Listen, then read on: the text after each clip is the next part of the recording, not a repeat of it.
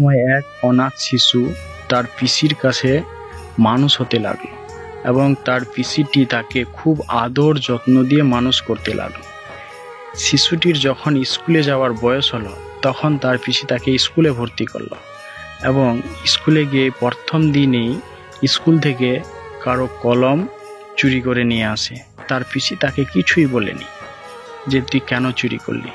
এইরকম ছেলেটি একের পর এক চুরি করতেই থাকে, তার পিসি হাসতেই থাকে, কিছুই বলল না যে তুই চুরি কেন করছিস, চুরি করা একটা মহাপাপ।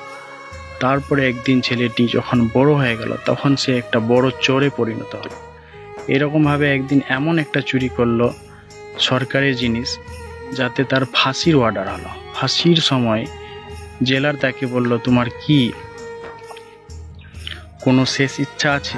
ছেলেটি বলল হ্যাঁ আছে, শুধুমাত্র একটি বার আমার পিসির কানের মধ্যে আমি একটি কথা বলবো। তারপরেই তার পিসির কানের মধ্যে কথা বলতে দেওয়া হলো। এবার যেমনি তার পিসির কানের মধ্যে কথা বলতে দেওয়া হলো ছেলেটি সঙ্গে সঙ্গে তার কান কেটে ফেলে দিল। জেলার সাহেব বললে তুমি এটা কেন করলে? তখন ছেলেটি বলল আমি যেদিন প্রথম চুরি করেছিলাম আমাকে যদি আমার পিসি শাস্তি দিত তাহলে আজকে আমার এই দশা হতো না, আমার ফাঁসিও হতো না। তো সন্তানেরা যখন প্রথম ভুল করে তাকে ছেড়ে দেওয়া